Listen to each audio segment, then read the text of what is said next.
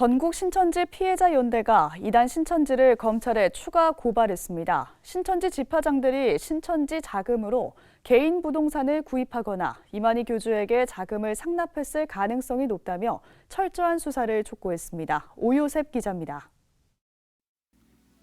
이단 신천지는 몇 년 안에 신천지 역사가 이뤄진다며 신도들에게 헌금과 충성을 요구해왔습니다. 하지만 이만희 교주를 비롯한 신천지 수뇌부들은 신도들의 헌금으로 모아진 자금을 개인 부동산을 구입하는 데 사용하거나 비자금으로 빼돌리는 등 사적으로 횡령해왔다는 의혹이 제기됐습니다. 지난달 27일 감염병 예방법 위반 혐의 등으로 이만희 교주를 고발한 전국 신천지 피해자 연대는 5일 이만희 교주와 신천지 최고위직 2명을 추가로 고발했습니다. 전 피어는 신천지는 지난해 현금 수입이 3,840억 원에 달하는 등 엄청난 현금 자산을 갖고 있지만 이만희 교주가 눈 감아주면 손쉽게 횡령이 발생할 수 있는 폐쇄적 조직이라며 압수수색의 필요성을 제기했습니다. 비자금이 이만희에게 어떤 방식으로 전달되었다면 이것은 업무상 횡령의 공범, 적어도 배임 수재에 해당할 것입니다. 압수수색이 꼭 필요한 수사 과정임을 인지하여 주시고 제출한 증거물을 통하여 신속한 대처와 결단을 내려주시기를 간절히 요청하며 전 피어는 구체적으로 신천지 일부 지파장들이 개인 계좌로 신도들의 헌금을 받아 수십억 원의 비자금을 조성했다고 주장했습니다. 전 피어는 또 큰 수입이 없는 이들 지파장들이 본인과 가족, 지인 등의 이름으로 60억 원 상당의 부동산을 취득했다면서 횡령 가능성을 제기했습니다.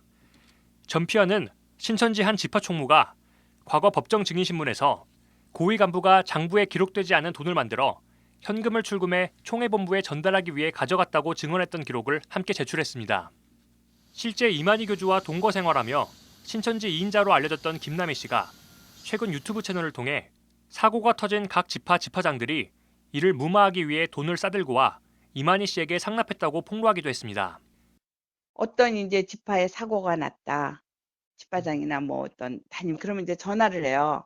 막 욕을 하면서 너 이제 그 자리에서 쫓겨날 줄 알아라. 그러면 다음날에 이제 돈 싸갖고 와요. 그러면 그 아무 일도 없었던 시 그냥 유지하는 거예요. 이와 더불어 각 지파의 건축 비리 혐의도 제기됐습니다. 종교시설을 건축하는 과정에서 신도 5천여 명을 봉사자로 동원시키고 인건비를 횡령했다는 의혹을 제기했습니다. 특히 신천지 청년들을 건설사에 위장 취업시키고 급여 입금 계좌를 신천지 측이 관리하는 방식으로 비자금을 조성한 것으로 보인다며 건설사와의 유착 의혹도 제기했습니다. 전 피언 측은 그 근거로 위장 취업에 동원됐던 신천지 청년의 SNS 대화 내용을 검찰에 제출했습니다.